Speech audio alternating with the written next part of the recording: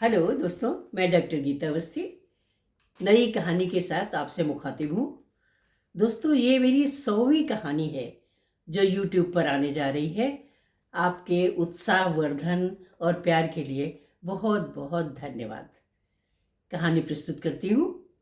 शीर्षक है मुझे जीने दो। गर्मियों में कोर्ट में काम करना कितना तकलीफदेह होता है, ये भुक्तभोगी ही जान सकता है।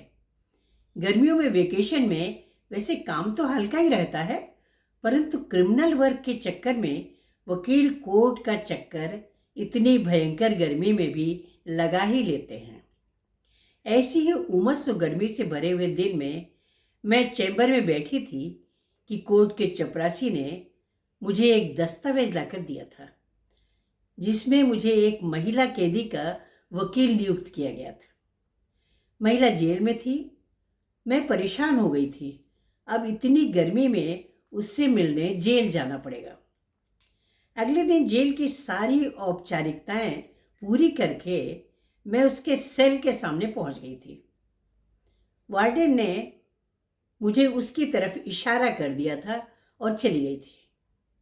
मैंने उसे बैठने का इशारा किया था तो वो जमीन पर बैठ गई थी। मैं वहीं पर रखे हुए स्टूल पर बैठ गई थी। 2 मिनट तक वो जमीन की तरफ देखती रही थी और पैर के अंगूठे से जमीन को खुरचने का प्रयास करती रही थी। थोड़ी देर बाद उसने आंखें उठाकर मेरी तरफ देखा था। मैंने उसका नाम पूछा था तो उत्तर आया था रागिनी। मैंने कहा था, नाम तो बहुत प्यारा है, इस पचड़े में कैसे फंस गई? वो बहुत देर तक चुपचाप बैठी आंसू बहाती रही थी। फिर बोली थी, मैं फंसी नहीं हूं, मैंने सचमुच अपने पति को मारा है। मैंने अपना माथा पीट लिया था। हे भगवान, ये तो स्वयं कन्फेस कर रही है, मैं इसे कैसे बचा पाऊंगी? मैंने पानी का गिलास उसकी तरफ बढ़ाया था और थोड़ी देर चुपचाप शांत होकर बैठने को कहा था। उसने 2 घूंट पानी पी लिया था और थोड़े पानी से मुंह धोकर अपनी धोती के आंचल से मुंह पोंछ लिया था। 10 मिनट बाद मैंने उससे कहा था कि तुम मुझे अपनी दोस्त मान सकती हो, मैं जो कुछ भी करूंगी तुम्हारे हित में करूंगी। उसने कहा था, मुझे अपनी जिंदगी से अब कोई प्यार नहीं है, मेरा कोई नहीं है। अगर मैं बच भी गई तो कहाँ जाऊंगी? किसी नारी संरक्षण गृह में? जेल का लेबल लगना था सो लग गया। अब जेल में ही रहूं तो क्या फर्क पड़ेगा? मैंने उससे पूछा था, बच्चे हैं? उसने नकारात्मक मुद्रा में सिर हिला दिया था। थोड़ी देर बाद मैंने उससे कहा था, अपने बारे में कुछ बताओ, इस मामले में हम फिर कभी बात करेंगे। कितनी पढ़ाई की है? मैंने पूछा था। हिंदी साहित्य में एमए किया है, रागिनी ने जवाब दिया था। मैंने कहा था, अरे वाह, तुम तो मुझसे ज़्यादा क्वालिफाइड हो। अच्छा, कहाँ की रहने वाली हो? कुछ अपने बारे में बताओ। उसने धीरे से कहा था, लखनऊ की। फिर धीरे धीरे उसने अपनी नज़रें सामने दीवार पर गड़ा दी थी और बोलना शुरू कर दिया था। मैं बहुत ही गरीब घर की लड़की थी, क्योंकि पिता की मृत्यु बचपन में ही हो गई थी। चाचा ने भाई न होने का फायदा उठाते हुए पूरी जायदाद पर कब्जा कर लिया था। माँ की विनय पर पढ़ाई नहीं रोकी थी, क्योंकि माँ की सोच थी कि पढ़ी लिखी लड़की को अच्छा घर-वर मिल जाएगा। कॉलेज में रोहित नाम का लड़का जिंदगी में आ गया था। रोहित बहुत ही अच्छे गीत गजल लिखता था, वो स्वयं गाता भी था। रोहित भी मध्यम वर्ग से ही था। उसकी आमदनी का एकमात्र साधन मंच पर जाकर अपने गीत गजल गाकर पैसे कमाना था। उसकी माँ की तबीयत ठीक नहीं रहती थी। जब कभी ऐसा होता था तो रोहित को ब्रेड खाकर कॉलेज आना पड़ता था, क्योंकि उसे खाना बनाना नहीं आता था। रोहित पहले रागिनी से बहुत कम बात करता था, पर बाद में खुलकर बात करने लगा था। खाली पीरियड में वे दोनों ग्राउंड पर जाकर बैठ जाते थे और रोहित अपने गीत सुनाया करता था। रागिनी को गज़लें बहुत पसंद थीं और वो फरमाइश कर करके रोहित से गज़लें सुना करती थी। जब कभी रागिनी चाचा के डर से जल्दी घर जाना चाहती थी, रोहित चंदन दास की गाई हुई ये गज़ल गाकर उसे रोक लेता था। न जी भर के देखा न कुछ बात की, बड़ी आरज़ू थी मुलाकात की। रोहित की गज़लें उसके दिल तक पहुंच जाया करती थी। उसके मुख तक रागिनी को अपने लिए लिखे गए लगते थे। सरस्वती माँ ने उसे स्वर वरदान में दिया था। कभी कभी रागिनी सोचती थी कि अगर रोहित के पास प्रचार प्रसार के लिए पैसा होता तो वो आज जाने माने ऊंचाई पर होता। फिर भी उसे उम्मीद थी कि रोहित एक दिन जरूर चांद सितारों की तरह चमकेगा।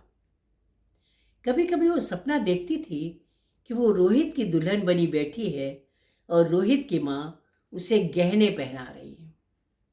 उसे हंसी आ जाती थी कि न तो गहनों के लिए समृद्ध रोहित है और वो भी अति सामान्य घर से है। रागिनी वो रोहित के स्वभाव में बहुत समता थी। रोहित आमतौर पर चुप रहा करता था, पर जब मजाक उड़ाने पर आता था तो छोटी छोटी बातों से हंसाता रहता था। रागिनी कभी कभी रोहित के मजाक पर खुल के हंसती थी। उसे लगता था कि पूरी जिंदगी रोहित के साथ ऐसे ही खिलखिलाकर हंसते हुए बीत जाए। एक दिन रोहित ने कहा था, माँ तुमसे मिलना चाहती है। रागिनी के पूछने पर उसने बताया था कि अपनी तबीयत का हवाला देकर माँ शादी करने को कह रही थी। मैंने उनको बताया था कि जब तक मैं नौकरी नहीं करता या कमाने का कोई स्थायी जरिया नहीं मिलता, मैं शादी नहीं करूँगा। बाद में माँ बोली थी, कम से कम कोई लड़की तो पसंद कर लो ताकि मैं भी अपनी ज़िंदगी में उसे देख लूँ। मैंने तुम्हारे बारे में उन्हें बताया था तो वे बोली थी, घर बुला लो, मैं मिलना चाहती हूँ।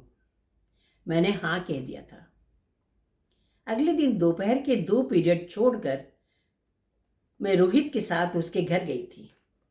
माँ मुझसे मिलकर बहुत खुश हुई थी। बोली थी, मेरा रोहित बहुत सीधा है। मेरे बाद दुनिया में अकेला कैसे रहेगा सोचकर चिंता होती थी, पर अब तुम्हें देखकर लगता है कि तुम उसे संभाल लोगी। रोहित की माँ चाय बनाने उठी थी तो मैंने कहा था, आप बैठिए, मैं बनाकर लाती हूँ। उन्होंने मुझे रसोई दिखा दी थी। रोहित भी बहुत खुश दिख रहा था और सड़क तक मुझे छोड़ने आया था। मेरे रिक्शे को वो दूर तक जाते हुए देखता रहा था। मैं शाम को जैसे ही घर पहुंची थी, माँ मेरे पीछे पीछे कमरे में आ गई थी। माँ की नज़रों में खुशी की लहर दौड़ रही थी। मुझे सीने से लगा लिया था और फिर बोली थी, तेरे चाचा ने तेरा ब्याह पक्का कर दिया है। बहुत बड़ा घराना है। मेरे सीने में एक बम जैसा फटा था। उसके टुकड़ों के बीच रोहित का चेहरा धुंधला होने लगा था। मैंने माँ से कहा था कि अभी तो मेरी पढ़ाई चल ही रही है, ऐसी क्या जल्दी है। माँ ने जवाब में कहा था कि परीक्षा के बाद शादी होगी। मैंने धीरे से पूछा था कि लड़का क्या करता है, तो माँ ने कहा था, उसे कुछ करने की ज़रूरत ही नहीं है, सोने के ढेर पर बैठा है। मैंने विरोध करना छोड़ दिया था क्योंकि मैं समझ गई थी कि चारों तरफ से मेरी घेराबंदी की जा चुकी है। चाचा जी इसी बहाने हमारा हिस्सा हड़प लेंगे। अगले दिन रागिनी ने रोहित से पीरियड छोड़कर ग्राउंड पर चलने को कहा था। रोहित ने हाँ में सिर हिला दिया था। रागिनी अनमनी से जाकर ग्राउंड पर बैठ गई थी और जमीन पर पैर के अंगूठे से खुरचने लगी थी। थोड़ी देर में रोहित आ गया था और मुस्कुराता हुआ बोला था, मुझ नाचीज को मोहतरमा ने कैसे याद कर लिया। लेकिन रागिनी के चेहरे पर नजर पड़ते ही उसे लगा था कि मामला गंभीर है। उसने रागिनी के कंधे पर हाथ रखा था और पूछा था कि बात क्या है। रागिनी ने सिसकते हुए सब कुछ बता दिया था। रोहित ने पूछा था कि तुम इसका सबल विरोध नहीं कर सकती। मैं तुम्हारे साथ हूं। चाहो तो हम कल ही शादी कर लेते हैं। जैसे तैसे गुजारा हो ही जाएगा। मैं तो चाहता था कि मैं तुम्हें अपने सपनों के घर में ले जाता। रागिनी ने सिसकते हुए रोहित के कंधे पर सिर रख दिया था और कहा था, यह भी संभव नहीं है, क्योंकि इसका बदला किसी हद तक मेरी मां से लिया जाएगा और मैं मां को तकलीफ में नहीं डाल सकती। रोहित 2 मिनट तक मौन बैठा रहा था, फिर उठकर चला गया था। रागिनी अपनी फाइल लेकर घर आ गई थी। उसे देखते ही मां बोली थी, तू चाची के साथ बाजार चली जा, साड़ियां वगैरह खरीद ला। परीक्षा खत्म होते ही शादी होगी। लड़के वाले जल्दी कर रहे हैं। मैंने पूर्णतः हथियार डाल दिए थे। अब मुझे विरोध करने में कोई सार्थकता नजर नहीं आ रही थी। परीक्षा के दिनों में रोहित मुझसे बहुत दूर दूर रहा था। सामने पड़ जाता था तो भी नजर बचाकर चला जाता था। परीक्षा खत्म हो गई थी। परीक्षा समाप्त होने के 1 सप्ताह बाद शादी हो गई थी। मैं नए घर में आ गई थी। शादी बहुत धूमधाम से हुई थी। जेवर व कपड़ों का भंडार मिला था मुझे। एक बार मुझे भी चाचा जी वो किस्मत पर भरोसा नहीं हो रहा था। पूरे दिन घर में शगुन व रीति रिवाज चलते रहे थे। शाम को मुझे खूब सजाया गया था। वो सजे सजाए कमरे में बिठा दिया गया था।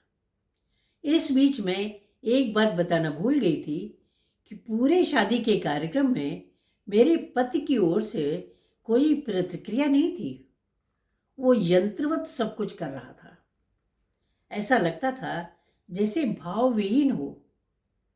मैं अपनी किस्मत पर आंसू बहाते हुए चुपचाप पलंग पर बैठी थी।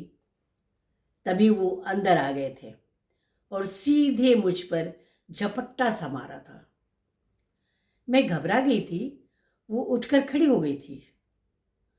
उसने पूरी ताकत से मुझे पलंग पर पटक दिया था और नाखूनों व दांतों से मेरा पूरा शरीर नोच डाला था। मेरी चूड़ियां टूटकर मेरे ही बदन में चुभ गई थी। मैं पूरी तरह से लहूलुहान थी और बाहर की तरफ भागी थी। मेरी चिल्लाने की आवाजें सुनकर सास कमरे के बाहर आ गई थी।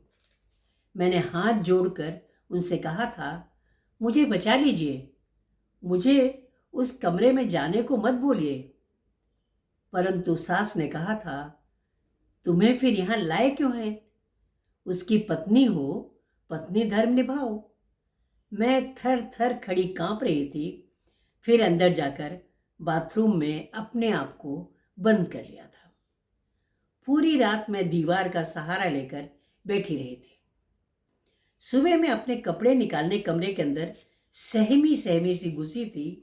मैं कपड़े निकाल ही रही थी कि अजीब ढंग से चेहरा टेढ़ा मेढ़ा करता हुआ वो मेरे पीछे आकर खड़ा हो गया था। मैं चीख कर भागने ही वाली लगी थी कि उसने पूरी ताकत के साथ मुझे पलंग पर पटक दिया था।